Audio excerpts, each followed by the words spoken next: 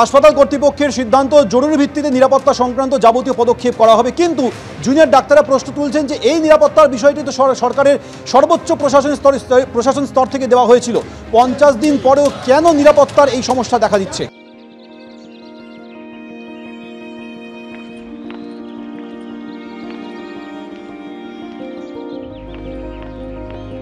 কি বলছেন junior doctor Aniket Mahato এবং কিঞ্জল নন্দ, শুনুন।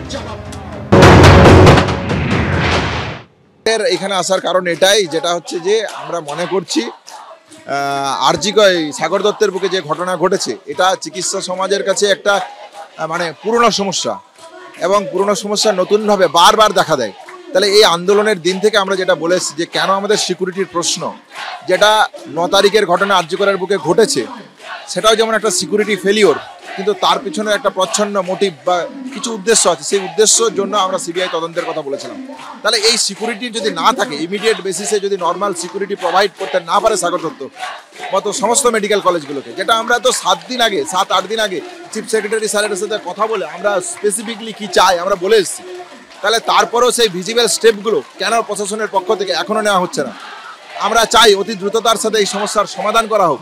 যদি না করা যায়, তাহলে সাগর দত্ত যেরকম আংশিক থেকে পূর্ণ কর্মবিরতির ডাক দিয়েছে, বাকি কলেজগুলোকেও হয়তো সেই পথেই হাঁটতে হবে।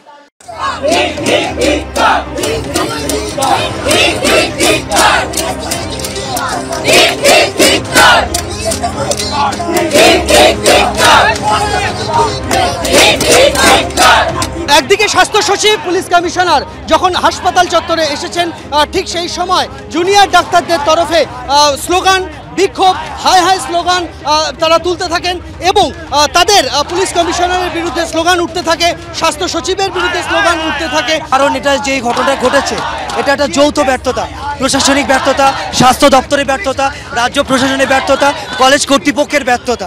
আমাদেরই জুনিয়র ডাক্তারদের এরকম শুনতে হয় যে এটা আর্জিকর করে দেবো। এই মুহূর্তে যারা নার্সরা রয়েছেন, স্বাস্থ্যকর্মীরা রয়েছেন, জুনিয়র ডাক্তাররা রয়েছেন, তারা সবাই এখানে জড়ো হয়ে রয়েছেন এই চত্বরে। তারা বিক্ষোভ দেখাচ্ছেন, লাগাতার এখানে স্লোগান দেওয়া হচ্ছে। তারা প্রত্যেকেই এই ঘটনার বিচার চাইছেন এবং সেই বিচারের দাবিতে তারা সরব হয়েছেন। আমরা কিছুক্ষণ আগে দেখলাম যে আরজিকর মেডিকেল কলেজ হাসপাতাল থেকে জুনিয়র ডাক্তারদের প্রতিনিধিরা তারাও এসে পৌঁছেছেন এই অবস্থান মঞ্চে, তাদের এই ধর্ণা মঞ্চে এসে পৌঁছেছেন। যারা এখানে স্লোগান দিচ্ছিলেন, যারা এখানে বিক্ষোভ দেখাচ্ছিলেন, সেই মঞ্চেই এসে পৌঁছেছেন আরজিকরের আন্দোলনকারী জুনিয়র ডাক্তাররা। স্বাস্থ্য সচিব, রাজ্যের স্বাস্থ্য শিক্ষা অধিকর্তা, রাজ্যের স্বাস্থ্য অধিকর্তা, ব্যারাকপুরের পুলিশ কমিশনার, জেলা শাসক, তারা প্রত্যেকে কিন্তু এখানে এসেছিলেন এবং তাদেরকে ঘিরে ধরে স্লোগান, বিক্ষোভ এই সমস্ত কিছু চলতে থাকে। আমরা প্রত্যেকটা মেডিকেল কলেজ আজকে সাগর দত্তে হয়েছে বলে আমরা আজকে সাগর দত্তে আসতে বাধ্য হয়েছি।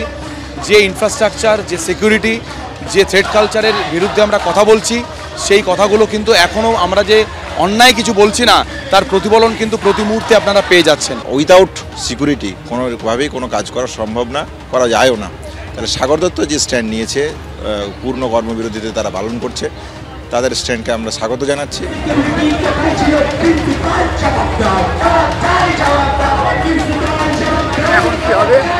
সিকিউরিটি কনসার্ন ছিল, নিঃসন্দেহে যে ঘটনা হয়েছিল, যে